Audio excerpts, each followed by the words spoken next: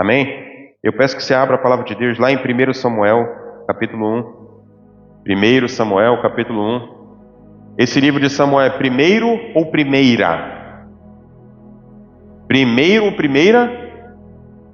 Primeira? Ou primeiro? É primeiro o correto. Por quê? Porque é um livro. Quando nós vamos para o Novo Testamento, que tem as primeiras. Por que a gente fala que são primeiras? Porque são cartas. Amém? Então, 1 Samuel, capítulo 1. 1 Samuel, capítulo 1. 1 Samuel, capítulo 1. Nós vamos ler aí a partir do verso 1.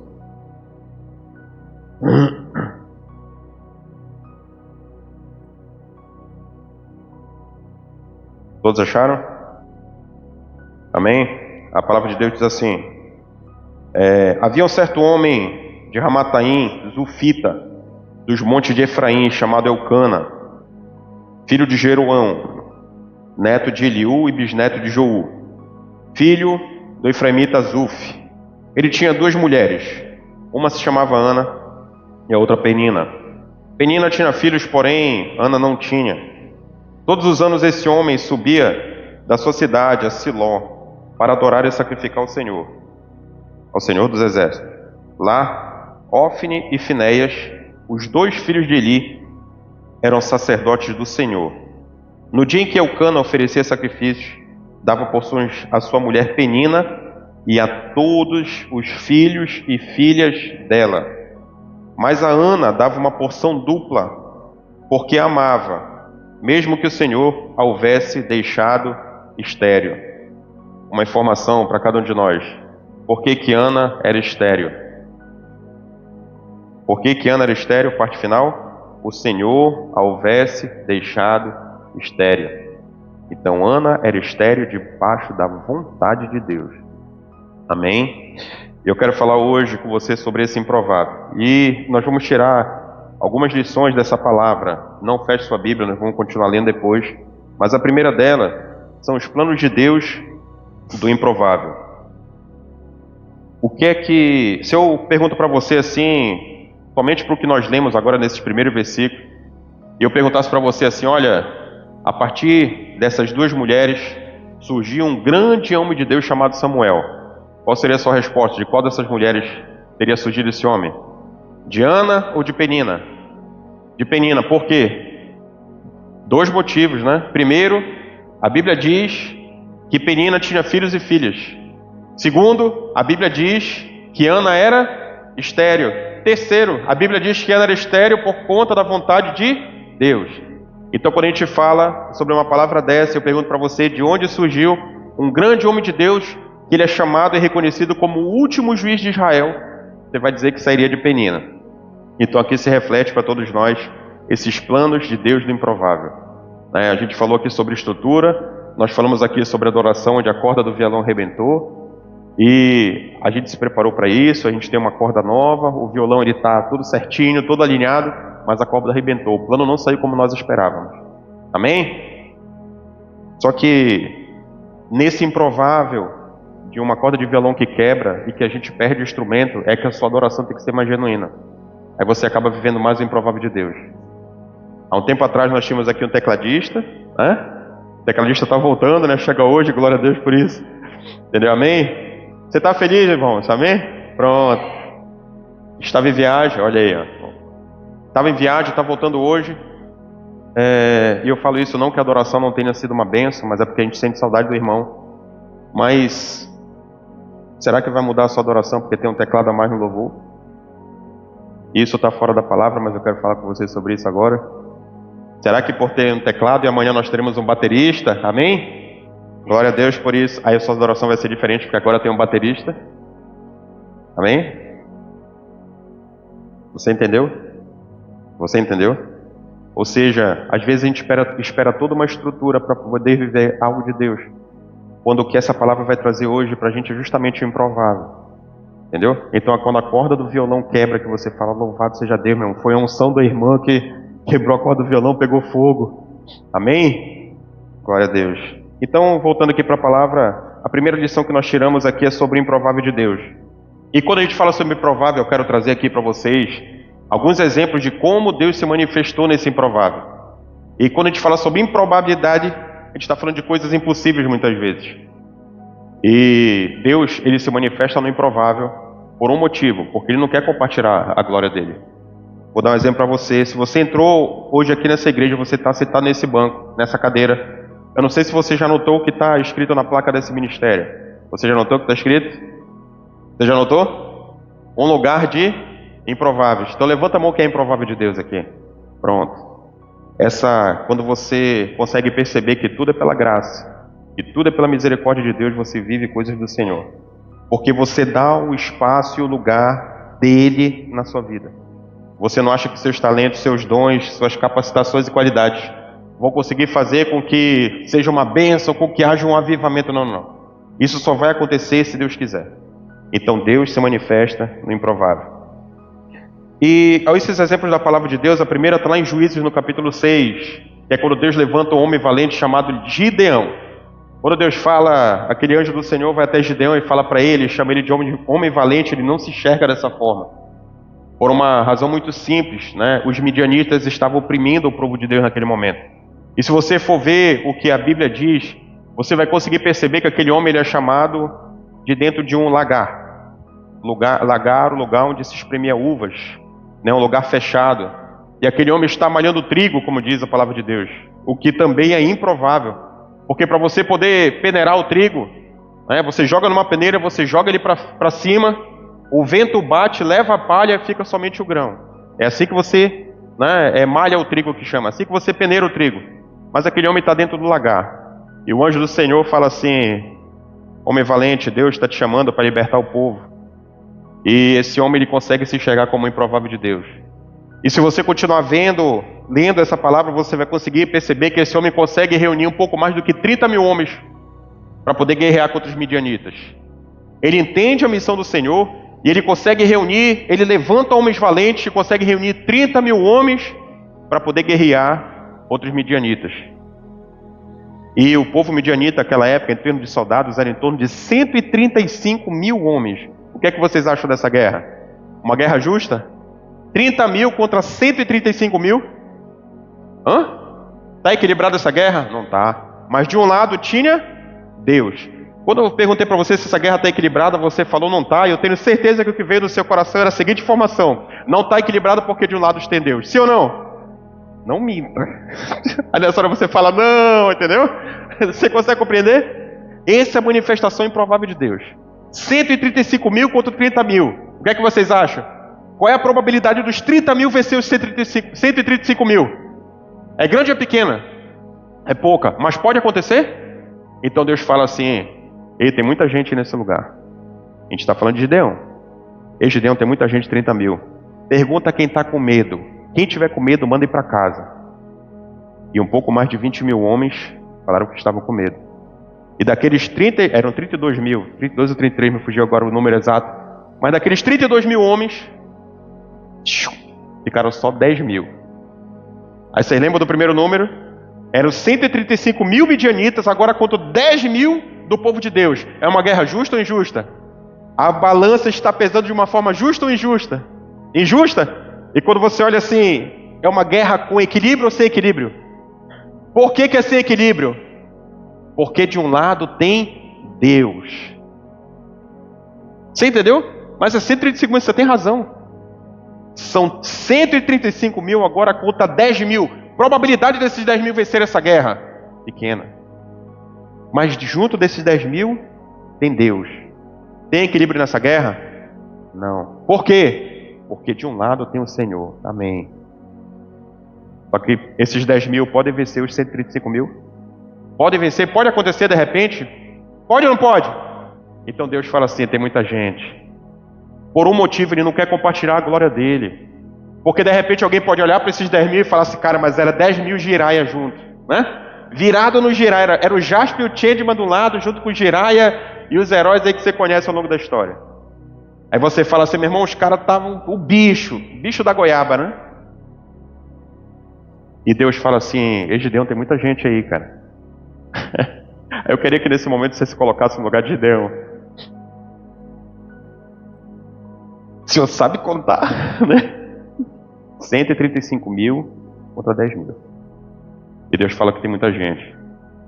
Então ele manda ir para a beira do riacho e fala, ó, aqueles que se ajoelharem, manda para casa. Aqueles que pegarem com a mão em concha, esses vão guerrear. Quem lembra da palavra? Quantos ficaram? Quantos ficaram? 300. Aí agora a gente fala de uma guerra que tem equilíbrio, sim ou não? Não. Agora são 300 contra 135 mil. Probabilidade dos 300 ganhar a guerra? Impossível. É impossível. É praticamente impossível. É uma guerra equilibrada, sim ou não? Não. Por quê? Porque de um lado tem Deus, meu irmão. Você conseguiu entender? Ou seja, o improvável se levanta quando escolhe obedecer a Deus. Esse improvável viveu uma das maiores vitórias da história da humanidade. Por quê? Porque ele estava com Deus. Porque ele escolheu atender.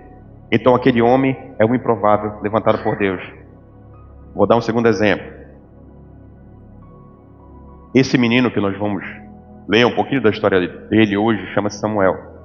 Esse Samuel foi um homem extraordinário, um homem que andou com Deus. Ele teve a oportunidade de ungir reis.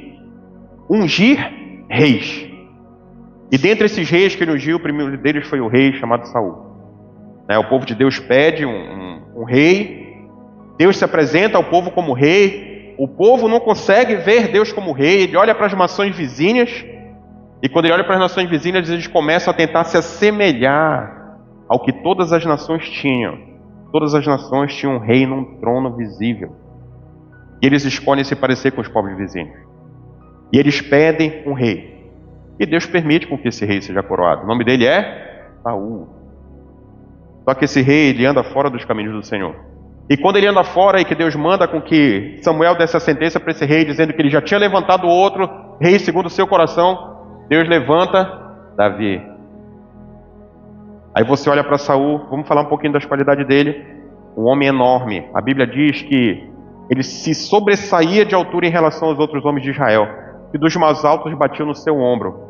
Então é um cara grande, é um cara forte. A Bíblia diz que ele era um homem muito bonito também. Então quando o povo olha para Saul, fala, opa, esse cara aí tem cara de rei, tem jeito de rei, vai ser nosso rei. E Saul é levantado rei. Só que Deus, depois, por conta de Saul desagradar profundamente aos planos de Deus, por conta de Saul andar longe dos caminhos do Senhor, Deus levanta Davi. E ele manda esse mesmo profeta, esse Samuel que nós estamos lendo, ele manda ir até a casa de Jefté, ou até a casa de Jessé, muito parecido o nome, pai de Davi. E quando ele chega lá, ele se depara com o primeiro homem. Como era o nome do primeiro homem? Os leitores da palavra de Deus? Eliabe. E as características de Eliabe, você já viu lá na Bíblia como é que são as características dele? Um homem grande, um homem de guerra, um homem valente, um homem de estatura alta. E quando o profeta, o homem de Deus, vê aquele homem, o que é que ele diz? Eis o homem digno de ser rei de Israel. Por quê? Porque ele está tendo o mesmo olhar que todos aqueles homens tiveram quando Saul foi levantado rei. E Deus diz que não era esse homem. E filho após filho, valente após valente, Deus vai reprovando os homens que se apresentam, filhos de Jessé, diante de Samuel. E Samuel levanta Davi. Aproximadamente 14 para 15 anos. Um valente de guerra, sim ou não? Um valente de guerra, sim ou não? Não. O povo procurava um rei que fosse um valente de guerra, e Deus levanta um garoto. É claro que esse garoto vai se transformar num guerreiro valente. Esse garoto vai se transformar num homem ousado. Mas até então ele era um garoto. Você consegue compreender isso? Então nós estamos falando aqui de mais um exemplo de um improvável de Deus na Bíblia. Amém? E diante dessa palavra, nós temos 3 mulheres também que foram improváveis de Deus. A primeira delas, Sara. Sara é uma mulher de avançada idade, cujo marido recebe uma promessa de Deus. dizendo que ele seria pai de nações, de uma nação, de uma grande nação. Essa nação teria um tamanho tal que, se ele pudesse contar as areias do mar, ou se ele pudesse contar as estrelas do céu, seria o tamanho da nação que ele seria pai. Esse mesmo homem recebe uma promessa dizendo que nele seriam benditas todas as nações da terra. Só que tinha só um probleminha. A sua mulher Sara era estéril. Você consegue compreender? Você consegue compreender isso? Uma mulher estéril. Aí vem a segunda geração e nasce Isaac. Isaac é uma bênção, a promessa de Deus se cumpriu na vida de Abraão. Mesmo os atropelados lá de Ismael ter dado a sua serva Agar para que Abraão deitasse, para tentar gerar uma geração a partir de Abraão, nasce Isaac, o filho da promessa. Isaac, um dia Abraão manda com que o seu servo fosse buscar uma mulher para ele. E ele vai e encontra uma mulher chamada Rebeca. Só tinha um probleminha. Havia uma promessa sobre a vida de Abraão, sim ou não? Sim. Não ia ser uma grande nação, sim ou não? Sim. Só tinha um probleminha. Chega a Rebeca. A Rebeca era estéril. E por meio de um improvável de Deus, essa mulher engravida após uma oração do seu marido, Isaac. E se prostra diante do Senhor e ora, e ela concebe filhos. E a Bíblia diz, deixa registrado de uma forma muito clara, que ela não estava grávida de filho. Ela estava grávida de duas nações. E mais uma vez o improvável de Deus se manifesta. Jacó e Esaú. E a Bíblia continua, e a gente conhece a história da palavra de Deus, e nós chegamos até Ana, que é essa mulher que nós vamos falar um pouquinho hoje. Qual o único probleminha acerca de Ana? Que Ana era estéril. Mas que a partir de Ana, Deus vai levantar um sacerdote, que será chamado como o último juiz de Israel. E glória a Deus por isso. Eu podia citar ainda outros exemplos aqui, como por exemplo Moisés. Moisés é levantado para ser líder do povo de Deus. Moisés tinha só um probleminha. Qual era o pecado que Moisés carregava? Quem lembra? Moisés só tinha só um detalhe. Só uma besteira, um detalhe. Moisés era um assassino.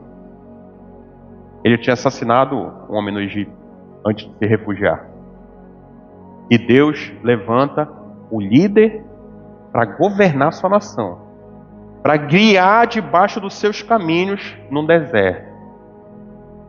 Só um probleminha, mais um improvável levantado. E a pergunta que eu faço para você hoje: quão improvável você é para viver os planos de Deus? Será que você consegue se olhar hoje e ver o quão improvável, quanto bondoso Deus foi para que você viva os planos dele? Mas será que você consegue olhar hoje para a história de cada um desses homens que estiveram com Deus, e você consegue, por meio de olhar para você e dizer assim: eu tenho uma vida e de quem está com o Senhor, para que você possa viver esse improvável? Porque é um discurso muito bom de falar: nossa, eu sou improvável. Eu falo assim: é mesmo? Você é improvável? É. Por quê? O que é que você está vivendo para você dizer que você é improvável? Então hoje é dia da gente se render. A gente fala sobre improvável, e a placa dessa igreja, ela não é o acaso. Esse lugar que você está hoje é um lugar improvável. Esse lugar que você está hoje é um lugar improvável. De uma família que atendeu a uma direção de Deus, que veio de uma terra distante, e veio para esse lugar, estava à procura de congregar em uma igreja, e um dia Deus fala com uma das pessoas e diz que tem que iniciar uma obra. E uma obra inicia na sala de uma casa, e hoje estamos aqui nós reunidos. Você consegue compreender? Então, para que você viva o improvável de Deus, você tem que estar com Deus. Porque todos esses exemplos que eu dei aqui na Bíblia, todos esses exemplos são de pessoas que andaram com Deus. Amém? Vamos continuar. 1 Samuel capítulo 1, verso 6. Vamos continuar, nós lemos até o verso 5. Não feche sua Bíblia. E porque o Senhor tinha deixado estéril, sua rival a provocava continuamente, a fim de irritá-la. Isso acontecia ano após ano. Sempre que Ana subia à casa do Senhor, sua rival a provocava, e ela chorava e não comia. Eucana, seu marido, lhe perguntava: Ana, por que você está chorando? Por que você não come? Por que você está triste? Será que eu não sou melhor para você do que 10 filhos? O que é que a gente consegue ter essa lição aí? Existe o tempo de Deus. Entendeu? Nós que queremos viver os planos do Senhor, nós que queremos viver o sobrenatural, nós que queremos viver milagres. Se eu fizer uma pergunta aqui, quem quer viver um milagre de Deus aqui? Quem veio hoje aqui e quer viver um milagre de Deus? Glória a Deus. Você está vendo? Nós que queremos viver um milagre de Deus, nós temos que entender que existe um tempo de Deus. Entendeu? Existe um tempo de Deus. Nós que queremos viver do Senhor, temos que compreender que existe o tempo de Deus. Só para contextualizar, 2 mulheres, Ana e Penina, uma tinha muitos filhos, a outra não tinha filho. Pelo fato dessa Ana não ter filhos, ela era constantemente humilhada. E aquele era o momento da forja de Ana. Porque Ana viveu o plano de Deus. Quando a gente terminar esse capítulo, a gente vai conseguir compreender. Ela viveu os planos do Senhor, sim ou não? Sim ou não? Sim. Mas Deus impediu que ela fosse humilhada? Será que Deus falou assim, poxa, não vou deixar isso acontecer com a bichinha. Coitada da bichinha. Não vou deixar que a humilhem. Você entendeu? Ou seja, para ela viver o improvável de Deus, ela teve que passar por humilhação. Para ela viver o provável de Deus, ela teve que passar por um momento de luta e de batalha. Para viver o momento de Deus, essa mulher, ela teve que esperar um tempo. A gente não tem a matemática certa de saber quanto tempo ela esperou, mas certo é que existia um tempo que ela teve que esperar. Aí nasce Samuel. Glória a Deus por isso. Glória a Deus por isso, nasceu Samuel. E quando nasce Samuel, a gente vai conseguir ver um pouquinho mais à frente, que ela vai dedicar o seu filho ao Senhor. E quando ela dedica o seu filho ao Senhor, a nação inteira sabia que Deus já não falava por meio de Eli. A nação inteira, quando olhava para Eli, conseguia ver os seus filhos, Ofne e Finéias, que tinham sido criados provavelmente de qualquer jeito. Seu pai não os repreendia. Eles faziam tudo o que desagradava a Deus. Aí a pergunta que fica aí, para quem foi que Ana entregou essa criança que foi desmamada, né? Após o desmame, em torno de 3 a 4 anos, ela chega e vai entregar Samuel ao templo. Para quem cuidar? Quem é que vai cuidar do filho de Ana? O mesmo cara que criou os filhos errados. O cara que criou os filhos errados vai criar o filho de Ana. Você entendeu? Você entendeu? Mas Ana sabe que tinha feito uma promessa com Deus. E que ela ia cumprir essa promessa. Então se ela cumpre uma promessa de Deus e chega naquele momento para entregar a criança, ela consegue perceber de uma forma muito clara e fala para Deus assim, Deus, não importa quem é esse cara aí. Não importa o que ele está fazendo. Ele não foi diligente na criação dos filhos dele. Mas esse aqui não vai ser criado por Eli, esse daqui vai ser criado pelo Senhor e eu te entrego. Você entendeu? Não, você não entendeu. Eu vou explicar de novo. Não é possível que você tenha entendido. Eli, a geração de Eli, a geração dos filhos de Eli é uma geração corrompida. Entendeu? Os filhos deles estavam afastados dos caminhos de Deus. Os filhos de Eli se corromperam. Eles utilizavam o templo de Deus para manter relações sexuais com mulheres. As ofertas que eram dadas para Deus, eles pegavam para eles. Então a geração corrompida são dos filhos de Eli, Ofne e Finéias. Só que quando Samuel nasce, Ana tinha feito um pacto com Eli. É isso que a Bíblia diz? Ana tinha feito um pacto com quem? Com Deus. Então o fato de Eli estar liderando, entre aspas, aquele templo, não fez com que Ana quebrasse a sua aliança. E fica para cada um de nós aqui um ensino. Irmãos, com todo zelo e medo e temor de Deus, eu falo, amanhã ou depois eu posso cair. Você entendeu? O fato de um pastor cair, de um líder pecar, se desviar dos caminhos do Senhor, não faz com que você seja um rebanho que vai atrás dele. Você entendeu? Ana entrega Samuel para Eli por um motivo. Ela fez uma aliança com Deus. Ela fez uma promessa para Deus. É somente por isso. Então você tem que entender que existe um tempo de Deus, mas que você tem que permanecer firme nesse tempo. Ela foi humilhada, ela chorou, o marido se exaltou com ela, mas ela permaneceu firme. E você tem que permanecer firme. Por quê? Porque Ana firmou uma aliança com Deus. Porque Ana fez uma promessa para Deus. E às vezes a gente recebe palavras, a gente recebe promessas de Deus, e passa o tempo, elas não se cumprem, e você desiste. Nós falamos exemplo aqui de uma mulher, uma demorou 25 anos para ter um filho, Sara. Desde a promessa de Deus até o cumprimento dessa promessa que Deus falaria que faria. 25 anos. Quem de nós esperaríamos 25 anos por uma promessa? Quantos de nós que estamos aqui reunidos hoje teríamos a paciência, a resiliência, teríamos a presença de Deus para esperarmos 25 anos o cumprimento de uma palavra? Você entendeu? Porque Sara esperou, sim ou não? Não, Sara não esperou. Ela deu a serva dela, Agar, para que surgisse uma geração a partir dele e nasceu Ismael. Você entendeu? Você entendeu? Então, se há uma palavra de Deus sobre sua vida, tenha calma, tenha paciência, ela vai se cumprir. Porque foi Deus quem falou. Então, entenda que existe um tempo de Deus. E esse tempo, você tem que permanecer firme. A gente fala sobre o tempo de Deus, e eu quero falar sobre esse ministério agora. Esse ministério ele foi concebido em Manaus. Acho que a maioria dos irmãos sabe. Ele foi concebido em Manaus, mas ele nasceu aonde? Em Macapá. Você entendeu? Ele foi concebido em Manaus, mas nasceu em Macapá. Por quê? Porque existe um tempo de Deus. É um tempo da forja. Ana teve que passar por esse período de humilhação. Ana tinha que ser estéril para ter Samuel. Será que se Ana tivesse um filho, de uma forma convencional, ela daria no templo para ele cuidar? Você entendeu? Ou seja, esse ministério ele foi concebido em Manaus. Em que tempo? Um dia, eu estava passando por um período de jejum, e tinha terminado o culto, e quando terminava o culto eu tinha o hábito de limpar o templo, varria o templo e arrumava as cadeiras. E quando terminou o templo, eu estava ali varrendo, e meu pastor falou: "Ei, Renzo, vem cá rapidinho, o que está fazendo?" Eu falei: "Não, pastor, só terminar aqui." Ele falou: "Não, deixa aí com os meninos e tal, eles fazem, bora dar um pulo aqui rápido." Eu falei: "Vamos." Aí quando eu entrei no carro, dá um pulo aqui, o que você imagina? A gente vai aqui rapidinho, né? Entrei no carro, aí ele foi: "Meu irmão, é o seguinte, olha, sério com você, a gente está indo ver um outro prédio.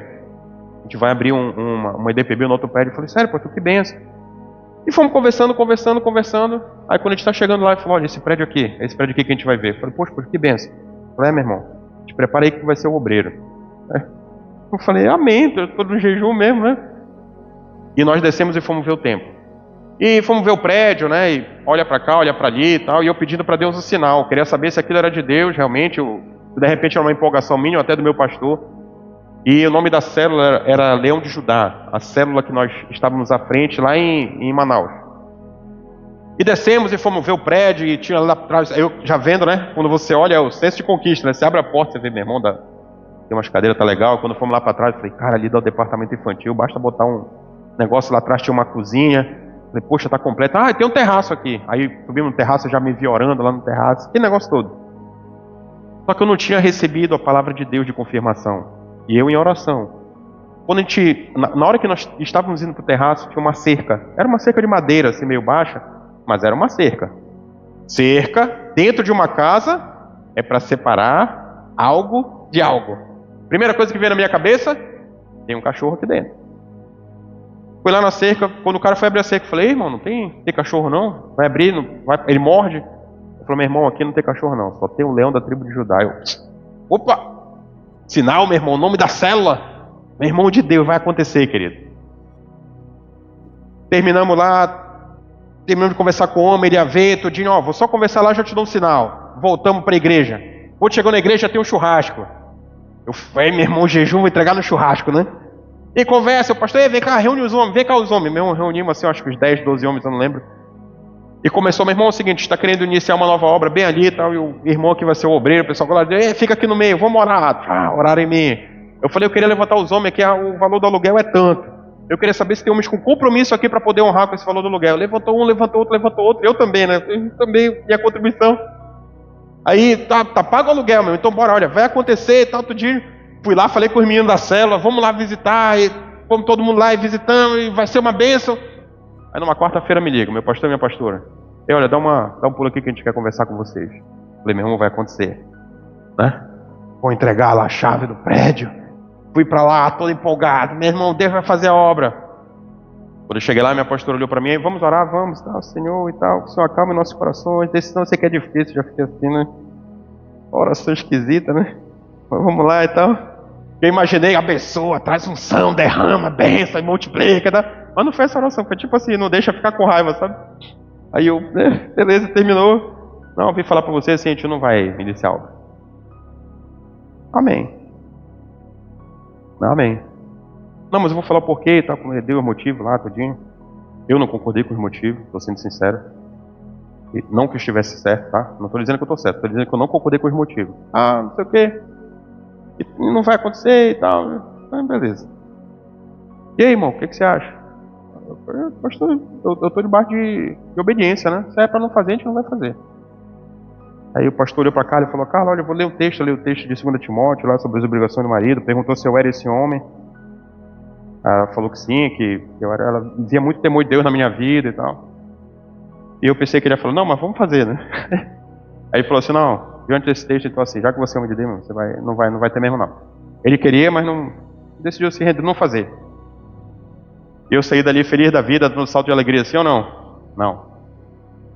Eu falei, é muita falta de fé, meu irmão. Entendeu? Como assim, rapaz? O negócio tá pronto. A gente já tinha até selecionado quem ia e quem não ia, meu irmão. Entendeu? Uns falaram que queriam ir, eu falei, não, você não pode ir não. Você sim, você pode. Entendeu? Já tava, né? Cheio de Deus, cheio da presença. Um vai, outro não vai. Aí passou a semana, chegou o final de semana, fui ajeitar minha caixa d'água. E subi lá, fiz a limpeza, desci quando eu estou descendo. Aí o senhor perguntou para mim por que eu queria iniciar uma obra. Lá no quintal da casa onde a gente morava. Aí eu me ajoelhei, botei o rosto no chão assim. Eu falei, Senhor, porque eu quero instituir uma marca. Uma marca de homens e mulheres rendidos a Deus. Uma marca onde a tua unção vai ser presente. E comecei a falar, sabe, sobre diferença. Como se fosse muito diferente do que eu ia viver do que eu podia viver onde eu estava, sabe? Tipo assim, eu podia viver tudo da marca, tudo lá onde eu estava. Mas na minha cabeça, se eu fosse para aquele lugar, o negócio ia alavancar, ia, né, dar o start. E comecei a falar sobre marca, comecei a falar sobre diferença, comecei a falar sobre liderança. E quando eu falei sobre marca, lembra? Eu quero instituir uma marca. Aí Deus falou comigo assim, mas a marca da igreja é minha. Meu querido. A vontade que eu tive foi de ficar igual um sapo atropelado assim no chão, sabe? Chorando. Aí eu comecei a chorar, eu falei, Senhor, me perdoa. Eu continuo sendo esse homem falho, Senhor. Nossa, eu sou tão limitado, Senhor. Não sei nem por que eu consigo hoje cuidar de gente. A gente vai para aquela oração de sofrência, né? Me perdoa, o mais miserável dos homens. E tal, e foi. Aquela era a minha forja. Entendeu? Se você se rebela, eu vou dar um exemplo para vocês. Tem 1, 2, cadê? Eu não sei, eu acho. Não, era antes, acho que o Regis ainda não estava na cela, certo? Foi antes. Mas 2 estão aqui. Sinceramente, eu me rebelei contra a igreja. Eu falei assim, olha, a gente vai iniciar uma obra, a gente vai iniciar, vocês iam junto, sim ou não? Você entendeu? Aí você vai para a maldição e arrasta a gente junto. Você entendeu? Você entendeu? Ou seja, aquele era o momento da minha forja. Se eu escolho obedecer, eu viro bênção. Se eu escolho desobedecer e me rebelar, eu viro maldição. Podia ser que desse certo, podia ser que não sei o quê. 1 ano depois, ou menos de 1 ano depois, não sei dizer, eu fui chamado para vir para Macapá. Como é que ia ser lá? Hoje em dia era o pastor Leonel, o pastor Alain lá, que eu acho que era os primeiros que estavam lá, não tinham vindo cumprir os planos de Deus. Entendeu? Existe o tempo da forja para todos nós. Existem sonhos de Deus que vão ser plantados em nossos corações. Ele tem o tempo de maturidade. Você não consegue muitas vezes perceber se você está pronto. Só que o estar pronto, o seu, pouco importa para Deus. Você acha que não está pronto e Deus chama. Vai do jeito que Deus chamou. Você acha que não está pronto e Deus chama. Vai. Aí você acha que está pronto e Deus não faz. Aí você vai, você se arrebenta. Porque é o tempo da forja. Talvez hoje aquele ministério, se fosse iniciado debaixo de rebelião, fosse o ministério realmente que tivesse a minha marca. Qual era a minha marca da época? Um homem orgulhoso. Entendeu? Homem que queria agir pelas suas forças. Homem que se separou de Deus, porque não foi isso que Deus mandou fazer. Então você entenda hoje, existe o tempo de Deus. Você pode estar com todo o aparato técnico necessário, psicológico. Se não tiver Deus, não vai adiantar. Você vai fazer somente com a força dos seus braços. Existe o tempo de Deus. E Ana, quando passa por esse cenário de humilhação, Deus está forjando Ana, porque a gente vai ver um pouquinho mais à frente. Aí continua, verso 9. Certa vez, quando terminou de comer e beber em Siló, estando o sacerdote ali sentado numa cadeira junto à entrada do santuário do Senhor, Ana se levantou e com alma amargurada chorou muito e orou ao Senhor. E fez um voto dizendo, aí vem o voto de Ana, aquela aliança que ela firma com Deus. Ó Senhor dos exércitos, se tu deres atenção à humilhação da tua serva, te lembrares de mim, e não te esqueceres da tua serva, mas lhe deres um filho. Quantos filhos Ana pediu? Então eu o dedicarei ao Senhor por todos os dias de sua vida, e o seu cabelo e a sua barba nunca serão cortados. Enquanto ela continuava a orar diante do Senhor, ele observava sua boca. Como Ana orava silenciosamente, seus lábios se mexiam, mas não se ouvia sua voz. Então ele pensou que estivesse embriagada. Ele disse, até quando você continuará embriagada? Abandone o vinho. Ele pensou que Ana tivesse embriagada de vinho. Ana estava embriagada do Espírito. Você entendeu a diferença? Aí vem a terceira lição. Muitos não entenderão suas atitudes. Muitos não entenderão suas atitudes. Eu acho que você já passou não sei se eu chamo de desprazer, de conversar com alguém sobre aquilo que acontece na sua vida e a pessoa colocar um monte de problemas. Não, mas a minha é diferente, mas a minha é diferente, mas a minha é porque tu não entende como é, porque tu não entende, porque tu não vai. As pessoas não entendem sua atitude. Elas não entendem porque você abandonou algo. Elas não entendem porque você começou a fazer algo. Entendeu? Elas não entendem muitas vezes porque você se afastou de alguém.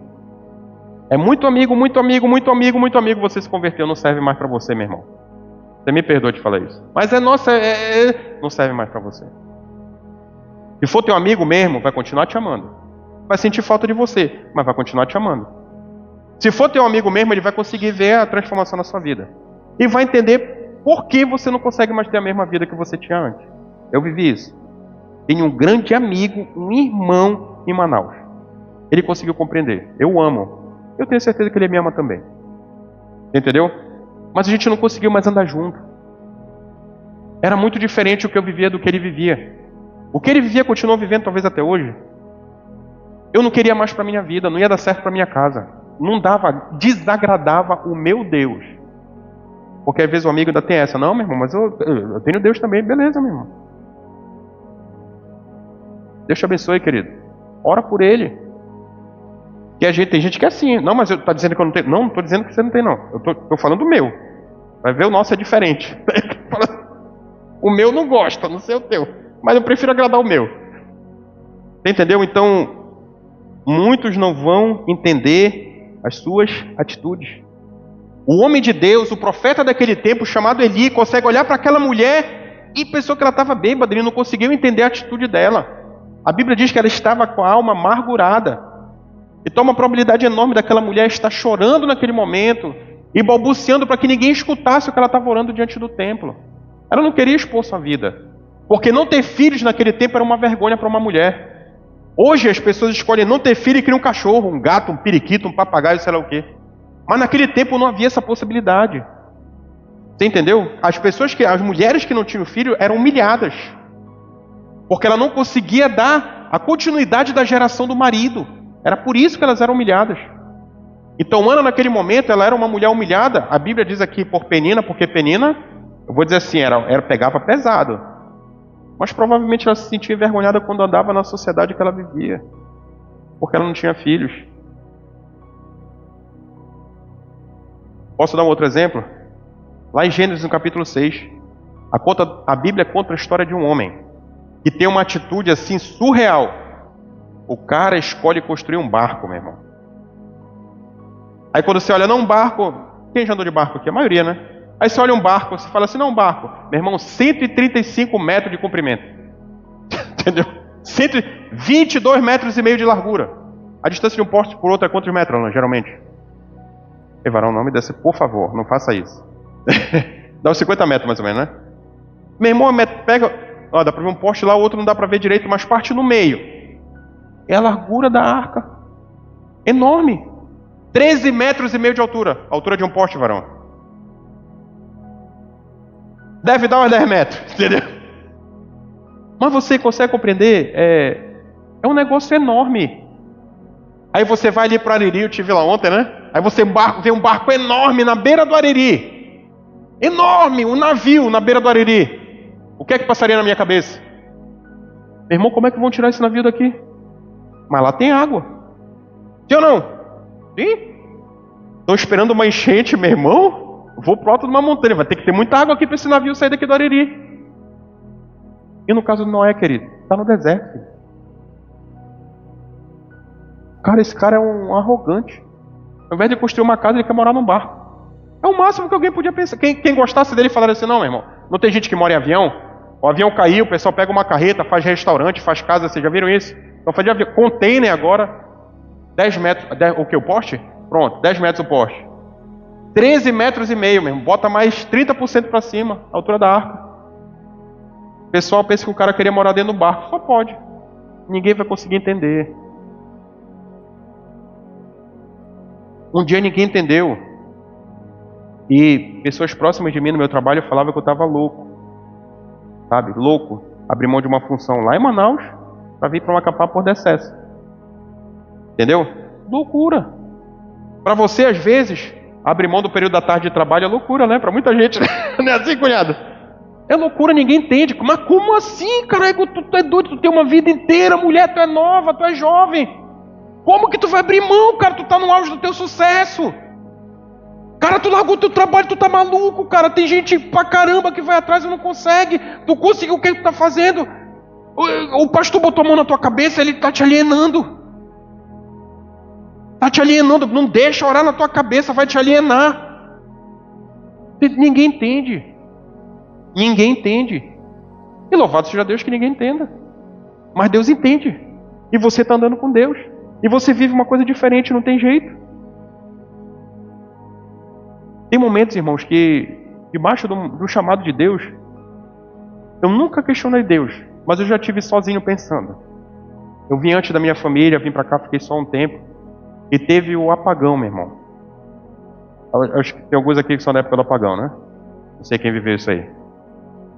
Naquele apagão eu estava aqui sozinho, sem minha família. A Carla tinha ido no dia. Eu falo que Deus gosta muito da Carla mesmo, ó.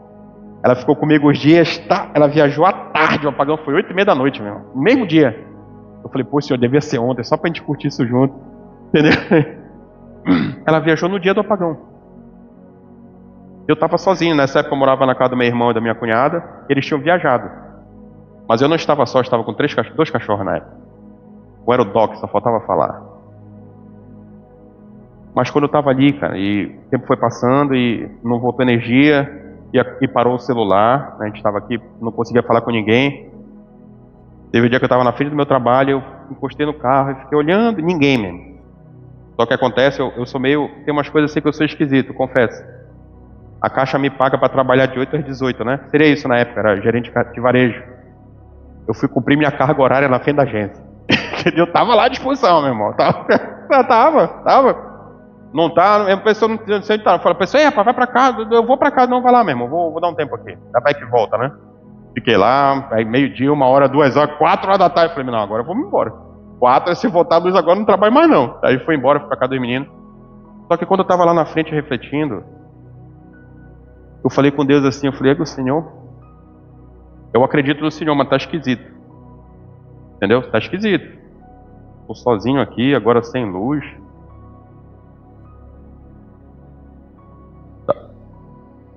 Eu sei que o senhor sabe o que está fazendo, mas está esquisito. Minha mulher foi embora, assim, eu gosto dela, viu? Mas você entende?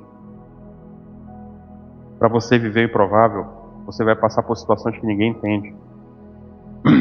E eu soube depois, né? O pessoal, olha aí, foi para lá, largou aqui em Manaus, tá lá em Macapá e agora tem apagão, não tem nada. O pessoal tomando banho no rio. Porque a imprensa, ela vai assim, né? Tem um negócio, ela vai filmar no pior da tragédia mesmo. Ela não pensa que tinha uma caixa d'água de 1.500 litros na tua casa, não pensa nisso. Aí o pessoal lá, não sei o que, foram tomar banho no rio. O pessoal de Manaus, de Macapá, estão tomando banho no rio. Aí o pessoal de Manaus me procurando, ver onde eu estava no meio do rio. É sério, me falaram isso aí. Eu falei, não, Vaso, não é assim não, lá não é, aí tem que explicar. Mas é para você entender que muitas pessoas não vão entender a tua atitude. Tu sair daqui para morar, para viver isso aí, foi. E me perguntarem, tu saiu daqui para morar isso aí? Foi. Foi para ver isso aí. É o tempo da forja que a gente falou um pouquinho antes. Mas debaixo de uma direção de Deus, para você viver o improvável de Deus, muitas pessoas não vão entender suas atitudes. Muitos não vão entender. Mas uma coisa eu falo para você, obedeça. Obedeça e você vai viver o extraordinário de Deus. Aí vem o verso 15, diz assim, ó. Ana respondeu, lembre-se, o profeta, o sacerdote, não profeta, o sacerdote, achou que Ana estava embriagada. E Ana vai responder para o sacerdote. Agora, vamos ler primeiro. Ana respondeu, não se trata disso, meu senhor. Sou uma mulher muito angustiada. Não bebi vinho nem bebida fermentada. Eu estava derramando minha alma diante do Senhor. Não julgues tua serva uma mulher vadia. Estou orando aqui até agora por causa da minha grande angústia e tristeza. Aí vem a quarta lição para a gente, a prova. A prova. Sinceramente, tu está angustiado, tu está orando, você está pedindo o favor de Deus. Aí o pastor chega contigo e fala assim, ô Luar, tem que parar de beber, mulher. Eu não tô com uma gota, tu nem bebe, meu irmão. Eu não tô com uma gota de vinho. Qual seria a sua atitude? Pô, pastor, não. Pô. Seria assim, será? Ou seria... Quê? Eu vi um vídeo uma vez de uma mulher tá andando na rua e pararam a mulher. E o cara pergunta assim, o que é que você acha do Big Brother? Já viram isso, né? Quem tu acha que vai ganhar o Big Brother? Alguma coisa assim. A mulher pega, ela toma a mão no microfone e fala, meu irmão, eu saí de casa às 5 horas. Aí começa a falar da vida dela. Meu irmão, nem almocei ontem, cara. Eu tô não sei o que, tenho uma meta pra bater. Eu tô agora agoniado. Eu tô eu tô faltando faculdade. É que tu me para pra me perguntar de Big Brother? É sério mesmo? Entendeu? Indignado. Mas será que a nossa reação não seria exatamente essa? Você está sendo acusado de algo que você não fez. Vem cá, tu me conhece. Sério mesmo? Que bebida o quê, rapaz? Que maluco, eu tô orando, tu vem me atrapalhar. Uma vez eu entrei duas coisas, né? Eu foi muito esquisito assim quando eu me converti. E eu entrei no culto e tinha um irmão adorando, né? Eu falei, meu irmão, tá cheio de Deus, né? Cheguei lá com ele assim, meu irmão, aí eu abracei, meu irmão, como é que tá? Tudo bem e tal? Quando eu vejo, ele me empurrou. O que foi? Pô, tô na unção aqui, tá me atrapalhando, meu irmão. Tu é doido, peraí e tal. É sério. Tô te falando, é sério. Tô falando pra você, é sério, não minto.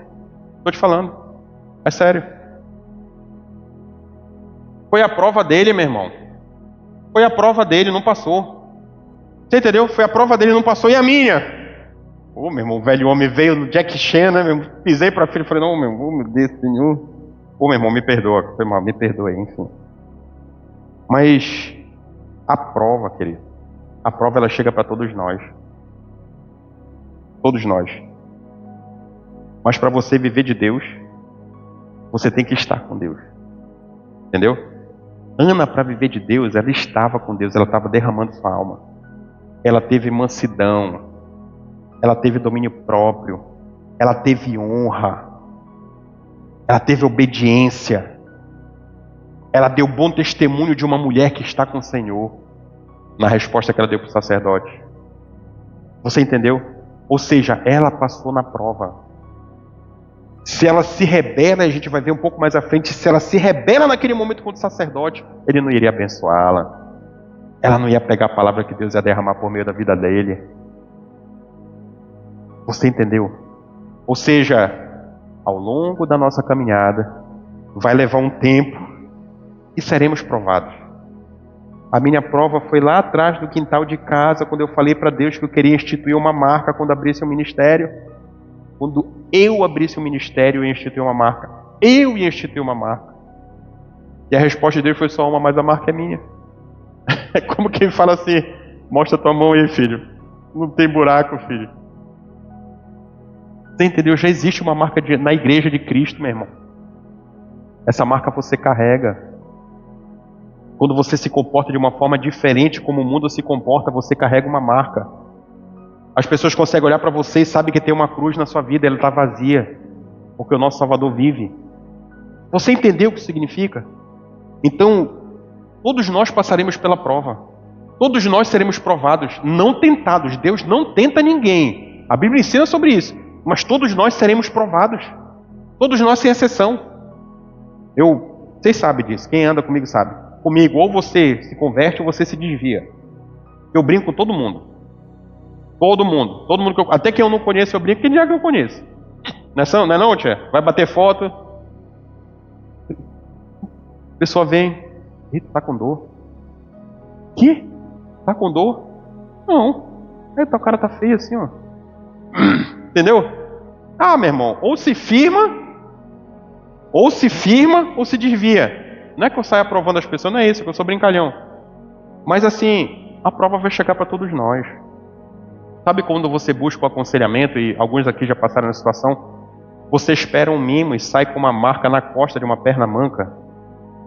Sabe como é que é isso? É que você não quer ouvir. Não, porque ele fez isso, ele fez isso, ele fez isso, ele fez isso, ela fez isso, ela fez isso, ela fez isso. Aí eu lembro daquela cidade do interior de São Paulo. Aí eu falo assim, e tu? E tu mesmo? Entendeu? É como que fala, você está com os olhos no lugar totalmente errado. Olha, eu e a Carla, a gente era o faísca e fumaça mesmo. Encostava nela, saía fumaça. Ela encostava em mim, saía faísca. Quando ele se converteu era exatamente assim, cara. Foi difícil, foi muito difícil, Deus sabe. E se ela chegar para falar, ela vai falar exatamente a mesma coisa. Foi muito difícil, cara. E Deus sabe, meu irmão, eu orei e abri jejum para Carla mudar, meu irmão. Não, mas muito, muito. Orei muito, Deus sabe. Falava, ia pro quarto, falava, meu Deus, Senhor, o Senhor falou que é uma mulher de Deus, Senhor, eu não consigo te ver nela. Entendeu? É sério, é sério. É sério, muitas vezes chorando. Me ajuda, me ajuda não. Muda ela, Senhor, isso daí tá me tirando a paz. Eu quero estar contigo, quem me afasta de ti é ela, Senhor. Que negócio? A gente foi falar sobre a Bíblia, tá aqui, tá certo, o texto diz isso. Ela tá dizendo que não diz, mas diz. A gente brigava por leitura da palavra, tá? O nosso nível era nível rádio de briga. Sabe quanto que ela mudou por meio dessas minhas orações? Nada. Nada. Mas nada. Nada. Porque um dia Deus ministrou algo na minha vida que eu precisava mudar. Deus ministrou algo na minha vida que eu era o homem de Deus dentro da minha casa. Porque ela era a mulher de Deus. Então lá tinha que ter um homem de Deus e esse homem de Deus era eu. E vou buscar Deus, vou buscar me mudar. Aí essa parte é ruim, porque é melhor a gente orar para os outros mudar, sim ou não? Não é melhor? Deus muda esse tal coisa. Pá, mudou. Deus muda tal coisa, mudou. Eita Deus, ô glória. É assim ou não? E quando Deus fala assim, olha, você está errando nisso. Será que você pula e fala, louvado seja o Senhor, glória a Deus, meu irmão? Será que você faz isso? Não. Se você for sincero e entender o temor de Deus, você vai falar, Senhor, me perdoa, estou errado, e chora, me ajuda, eu não estou conseguindo só. Entendeu? Abre o seu coração para sua esposa para ela te ajudar. Ou abre para o seu marido para te ajudar, para o seu pai, se você for filho. Entendeu?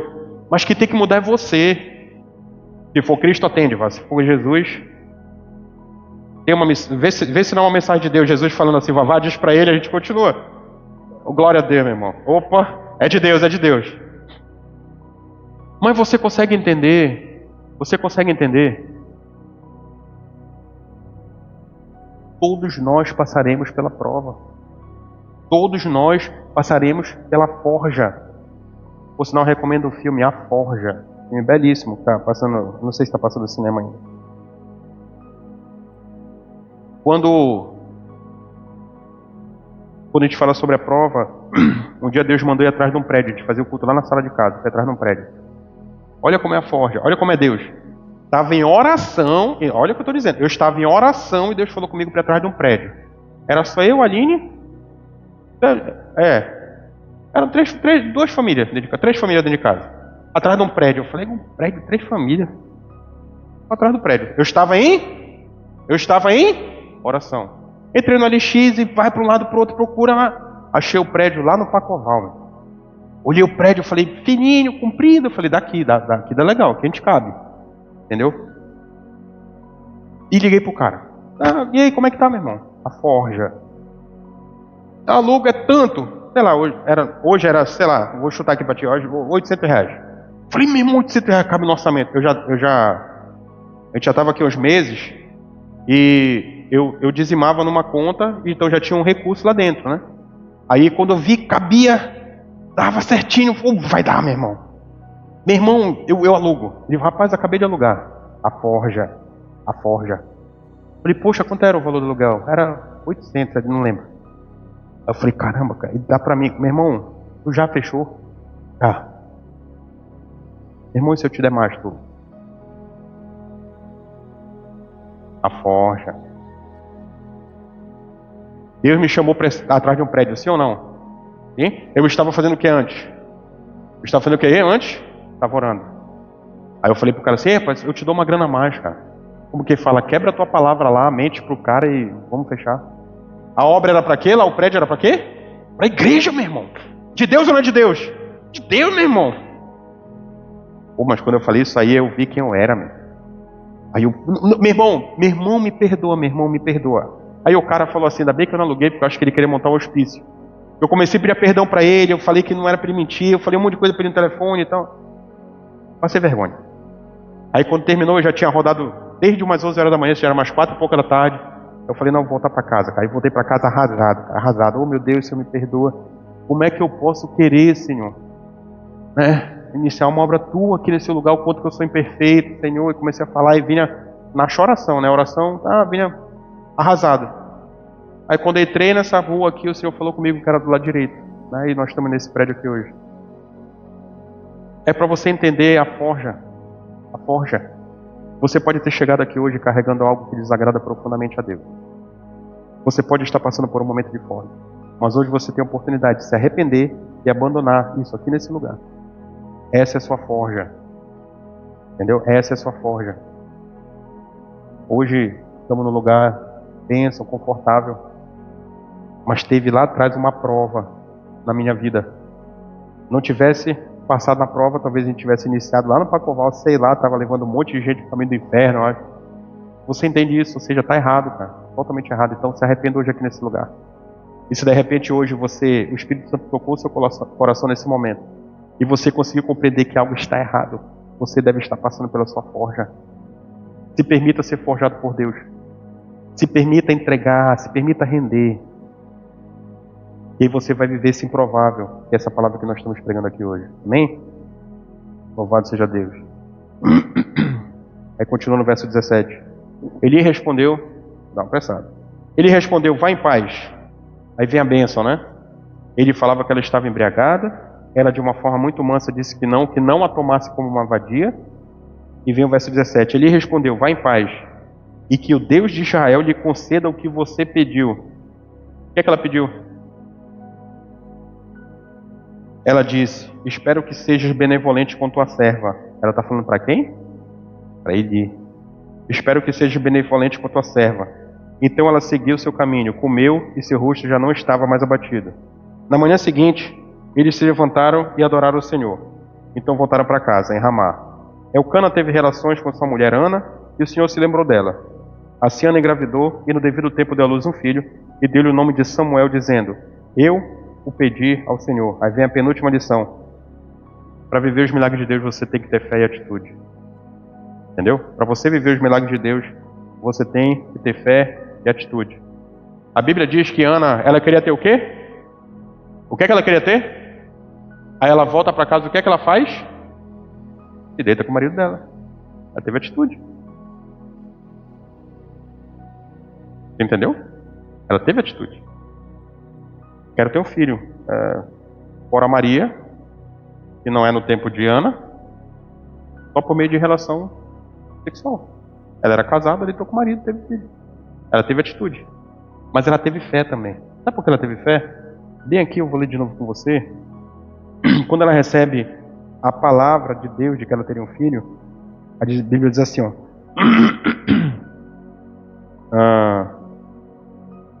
Cadê? Aqui, ó. Verso 18. Ela disse, espero que seja benevolente para com tua serva. Então ela seguiu seu caminho. Lembra que ela não estava comendo? Ela comeu e seu rosto já não estava mais abatido.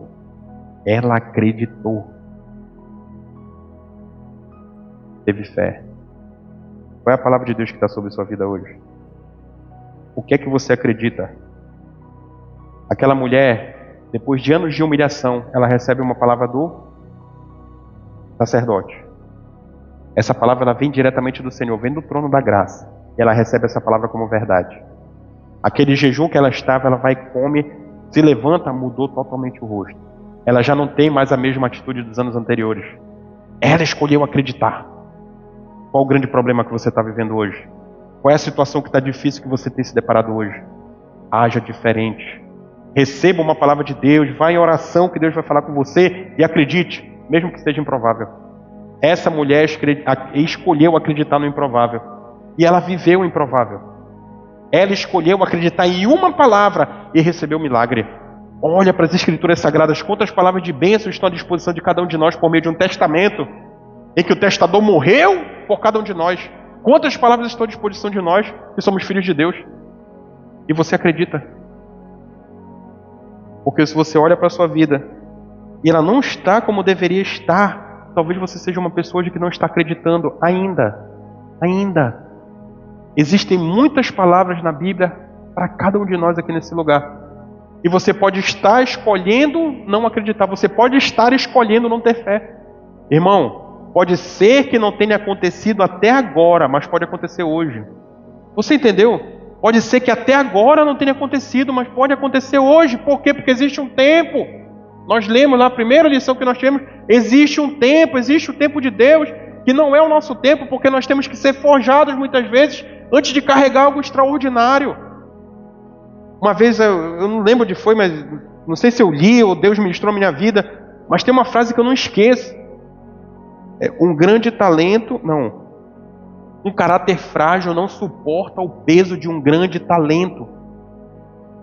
E serve para tudo na vida. Você olha pessoas extremamente talentosas que sucumbem porque tem um caráter frágil.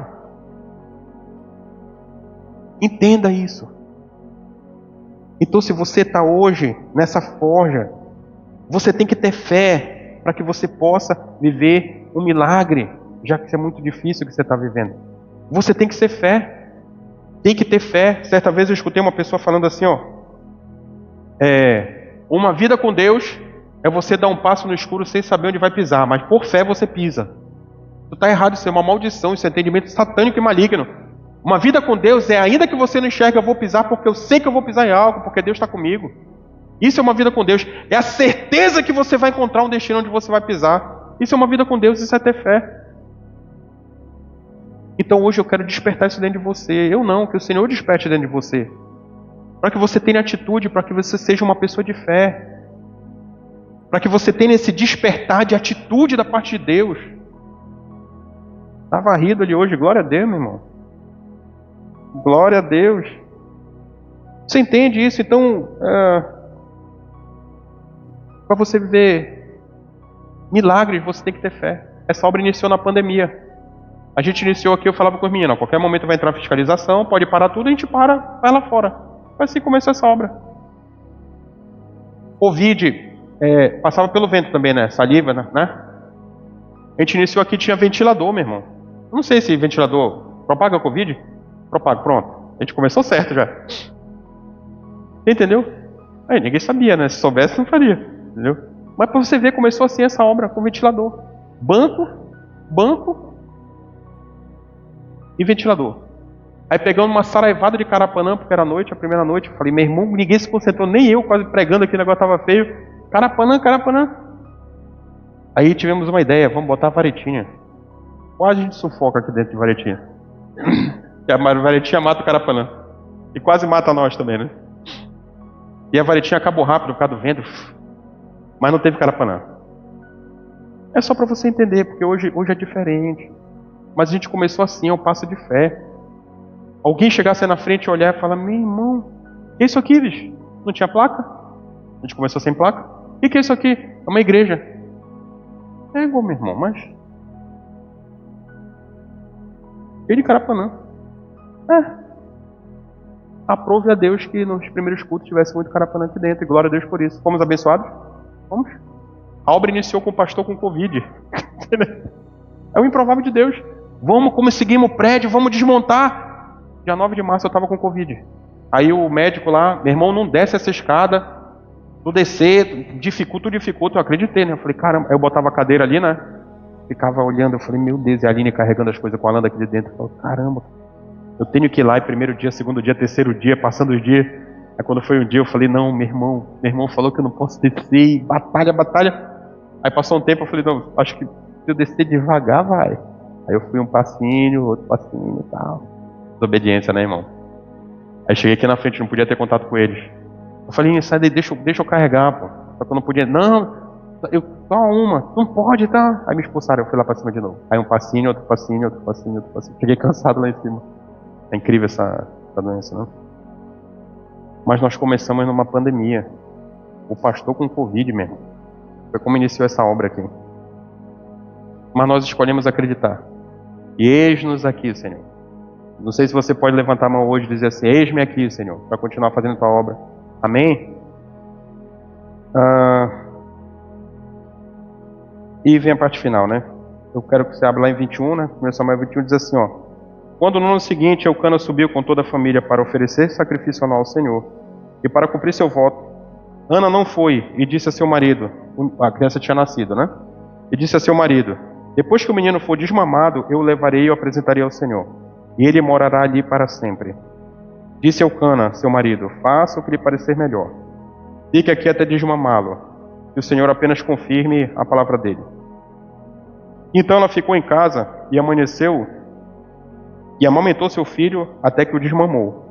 Depois de desmamá-lo, levou o menino ainda pequeno à casa do Senhor em Siló, com um novilho de 3 anos de idade, uma arroba de farinha e uma vasilha de couro cheia de vinho.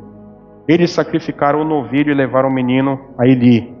E ela lhe disse, meu senhor, juro por tua vida, que eu sou uma mulher que esteve aqui a teu lado orando ao Senhor. Era este menino que eu pedia, e o Senhor concedeu-me o pedido, por isso agora eu o dedico ao Senhor. Por toda a sua vida será dedicado ao Senhor. E ali adorou o Senhor. Olha, foi tão profundo quanto Abraão. Abraão, ele tinha a fé de entender que ainda que ele sacrificasse seu filho, ele não sabia como, mas se Deus ia ressuscitar, se a criança não ia se machucar, mas ele sabia que voltaria com o menino. Ele fala na palavra, você vai ver lá em Gênesis, ele vai dizer que quando pergunta para ele, ele fala, não, nós vamos adorar e voltaremos. Ou seja, ele não conta com a possibilidade de voltar sem o filho dele para casa. Ana é um pouquinho diferente. Ana, uma mulher estéril, recebe uma promessa de que vai ter um filho, ela dedica esse filho a Deus. Ou seja, ela teve o filho e entregou lá no templo do sacerdote Eli, cuidar dele. E vem a sexta lição e a última, né? Deus é mais importante que a sua satisfação. Deus é mais importante que a sua satisfação. Às vezes a gente abre mão de coisas, às vezes a gente abre mão de tempo com outras pessoas, muitas vezes que nós gostamos. Às vezes nós abrimos mão de convivências para viver plano de Deus. A gente está em vias, eu estou orando ao Senhor, mas estou sentindo que está chegando o momento da gente abrir um culto à noite. Aqui. Entendeu? Aí eu abro mão do domingo à tarde para vir para cá, para pregar. Nós temos um grupo de louvor hoje. Não quero sacrificá-los. Entendeu? Eu falo aqui de coração aberto. Ou para ter um culto à noite, esteja na caixinha de som, vai ter. Entendeu? Sabe por quê? Porque às vezes alguns de nós tem um atropelo, não dormiu, e você deixa de receber palavra de domingo. Entendeu? E a minha responsabilidade é para que as ovelhas do Senhor a recebam. Eu já entendi isso. Entendeu? Então assim, domingo, e glória a Deus por isso, eu estou feliz. Estou alegre pra caramba. Se tiver outro culto, nós vamos servir aqui à noite de novo. Aí você vai ter 2 oportunidades. Não deu de manhã, vai à noite. Não deu à noite, Jesus te repreenda, meu irmão. Você tem que, vai ser crente, vai te converter. Entendeu? Vai te converter, que o negócio está pegando. Mas a lição que fica para nós é que Deus é mais importante que a sua satisfação. E é tão mais importante, e você consegue entender isso com o passar do tempo e com maturidade. O Eduardo, quando ele se converteu, eu estava em Laranjal do Jari. Eu já tinha orado um tempo pelo Eduardo. E ele entregou a vida para Jesus num evento de uma outra igreja. Ele falou, não, mas eu vou congregar lá com você. Eu quero congregar não. Ele falou, não, mas eu quero ir lá na Lion. É lá que eu quero entregar a vida para Jesus. Lá sim, lá eu tive entendimento, mas eu quero lá, né? E começou a falar um monte de coisa. Só que na minha cabeça, eu não ia ter tempo de cuidar dele, entendeu? Ele recém-convertido, eu não ia ter tempo de acompanhá-lo. Então eu comecei a tentar expulsá-lo daqui. Não, meu irmão. Vai para a igreja lá, rapaz. Não, eu estou querendo me visitar. Esquisito, eu nem conheço a pessoa. Abre a porta da tua casa, rapaz, de Deus, meu irmão. E tentei expulsá-lo a todo momento. Por quê? Porque eu queria que ele recebesse Deus. Entendeu? Eu não tenho a vaidade de falar assim, não, mas eu oro tanto tempo, tem que ser lá na Lion. Não tenho isso. Por quê? Porque Deus é mais importante que a minha satisfação pessoal. Entendeu? Cada um dos senhores e senhoras aqui não tem negócio de carta não, tá? Ah, pastor, eu vou para outra igreja. Meu irmão, Deus te abençoe. Ah, mas não tem uma carta? Tem. Pede para Deus escrever para ti, que ele vai. Aí tu apresenta lá. Eu vou mandar carta, recomendo, não sei o que bobagem. É doutrina de outro ministério, né? Então Deus abençoe lá. Mas não tem esse negócio de carta não, tá? Assim como quando adentra alguém aqui, eu não vou lá, meu irmão, tu veio da onde? Não, meu irmão, você veio para Deus te abençoe aí, cara. Entendeu? Se você crescer, você vai botar suas referências. A gente ensina e orienta. Entendeu? Então, não deixa a tua satisfação ser mais importante do que Deus. Independente da satisfação que seja. A Bíblia ensina que ele veio colocar filho contra pai, irmão contra irmão, sogra contra nora. Quando ele fala sobre isso, ele fala assim, meu irmão, eu tenho que ser o primeiro lugar. O resto aí você coloca aí, querido, mas eu tenho que ser prioridade na sua vida. Num relacionamento com Deus, para que você viva o improvável de Deus, você tem que colocá-lo em primeiro lugar. Se você não colocá-lo no lugar que é dele, que é do teu Criador, você não vai viver isso. Então, que você entenda que Deus é mais importante do que a sua satisfação pessoal. Para finalizar, só fica de pé, por favor. Fica de pé, vamos orar. Mas para finalizar, enquanto você fica de pé, essa obra iniciou com 3 famílias. Como eu disse lá na sala de casa. E logo no início, antes do prédio, num dos primeiros cultos, eu estava preparando uma palavra e o Senhor falou comigo que uma das famílias não ia congregar conosco. Entendeu? Eu achei esquisito porque tinham trazido de Manaus. Só que eu fiquei calado. E eu falei só pra Carla, amor, aconteceu assim, achei esquisito. Beleza. E passou um tempo, essa família começou a visitar um outro ministério. Era o Ministério Lagoinha. E quando eu vi que, aí bateu uma foto com o pastor e tal, eu falei, amor, vai se cumprir. Aí eu orei pro Senhor e falou, Senhor, eu abençoo. Eu abençoo, Senhor, que ele viva o extraordinário, que seja bênção, que a família seja abençoada, tal. Só que, eles voltaram para Manaus. Estão hoje lá, graças a Deus, no ministério que é uma bênção mesmo. Só que é o lance da vaidade que você não pode ter, entendeu? Porque às vezes a Bíblia diz que uns semeiam, outros colhem. Então eu quero falar com você, homem e mulher de Deus. Pode ser que ao longo da sua vida cristã você tenha a oportunidade de cuidar de alguém. Aí você cuida, aí você conseguiu para Cristo, aí você começa a discipular, aí acontece tudo e tal, e um dia a pessoa fala assim, tô indo. Tal. Quando muito, tem gente que se despede, tem gente que não se despede, some. Aí você vê, tá congregando outro, abençoa, não fica com raiva não. Entendeu? E ore para que viva o de Deus lá, o que de repente não viveu do teu lado.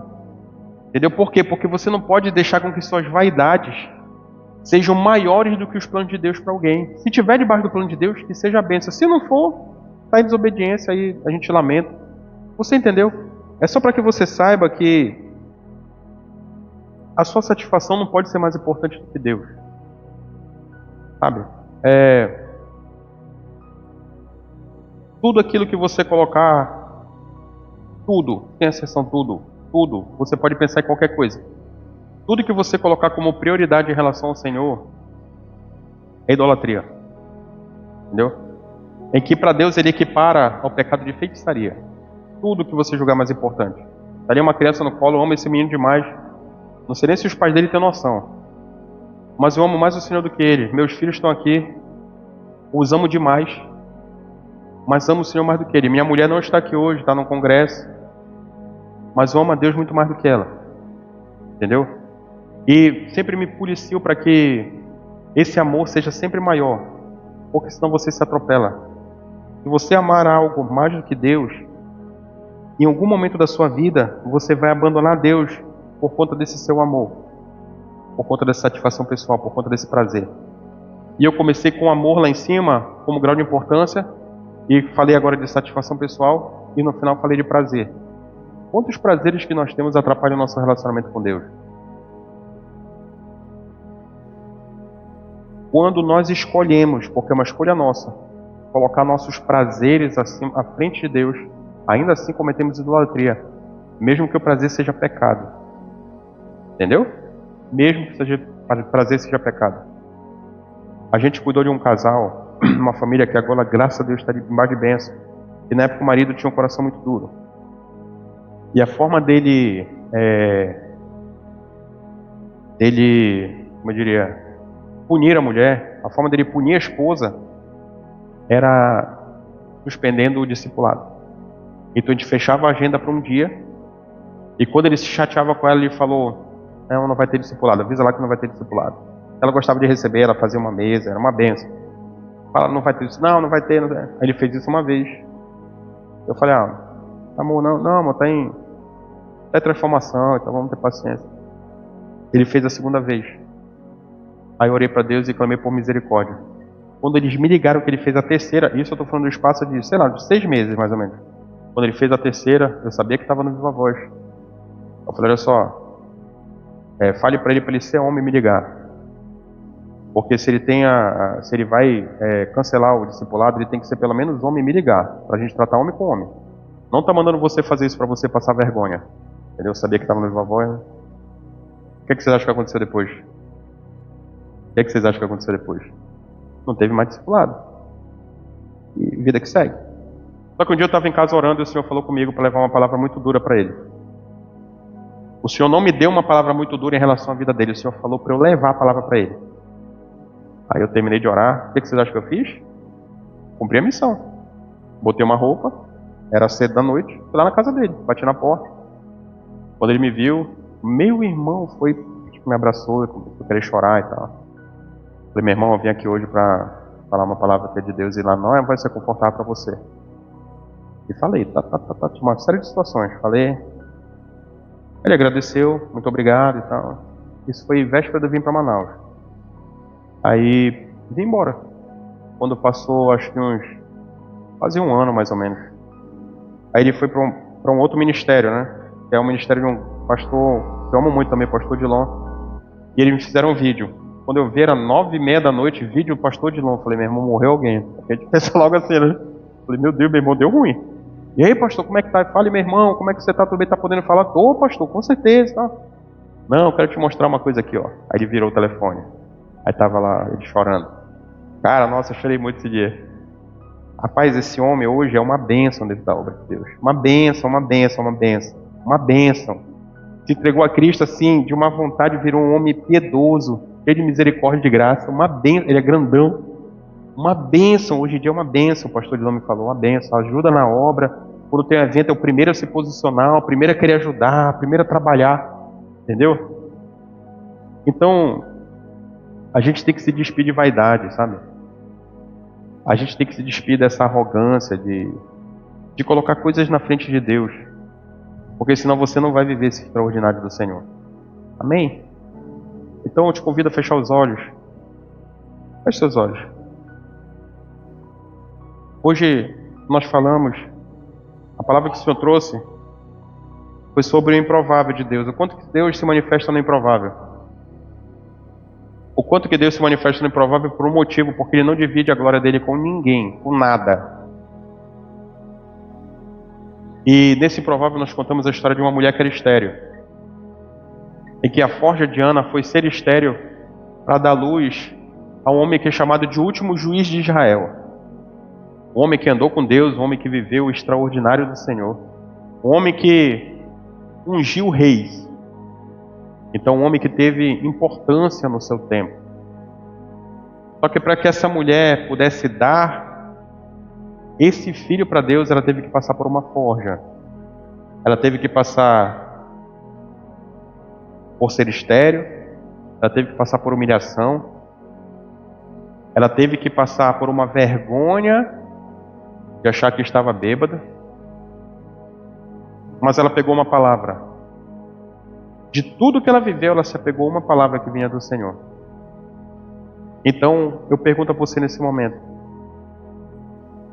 qual a palavra que você está apegada hoje? Qual é a palavra que você está apegado hoje? Essa mulher, ela se rendeu, né, diante do templo. Ela se rendeu para buscar Deus. E fica uma lição para cada um de nós. Você não vai viver improvável sem você se render a Cristo. Você não vai viver esse improvável sem você se render a Jesus. Você não vai viver isso. Eu não vou ser aqui leviano, tolo, de dizer que há a possibilidade de você viver esse improvável de Deus sem confessar Cristo. Seria leviandade e tolice. Porque a Bíblia nos ensina que só há um caminho de verdade. E você está aí nesse momento, a palavra está falando exatamente com você. Eu quero fazer uma pergunta nesse lugar. Se algum de nós aqui consegue nesse momento, por meio de um toque, ainda que você já tenha feito antes, mas o Senhor ele tocou no teu coração de uma forma diferente nessa manhã. Você ainda não confessou a Jesus como seu único e suficiente Salvador. Eu te convido a levantar os braços. Eu quero orar com você. E quando eu falo sobre isso, você tem que entender que não se trata de acreditar na existência dele. Porque acreditar na existência de Jesus, até Satanás acredita. Até os demônios acreditam. Eu estou falando de se render. Eu estou falando de se prostrar. Eu estou falando de confessá-lo. Então, se alguém entre nós aqui, de repente, ainda não confessou a Cristo como seu único e suficiente Salvador, eu convido somente a você levantar os dois braços aí no seu lugar. Eu quero orar com você. Esse viver improvável também, ele envolve forja, ele envolve prova. Como eu disse, a Bíblia nos ensina que Deus não tenta ninguém. Não há essa possibilidade. Se alguém um dia falar, não, eu fui tentado, era de Deus, não existe essa possibilidade. Deus não tenta ninguém. Deus não quer que desvie nenhum dos seus filhos. Mas eu quero fazer uma pergunta para você, que de repente se essa palavra falou também profundamente no seu coração, e você por qualquer motivo que seja, você andou longe dos caminhos do Senhor, o Espírito Santo de Deus revele agora para você se é necessário de repente que você não se reconcilie com Ele. E se você está nessa condição, eu te convido a levantar as mãos também, para que a gente ore por você. Glória a Deus, que bênção, glória a Deus. Venha aqui na frente vocês, venha aqui na frente.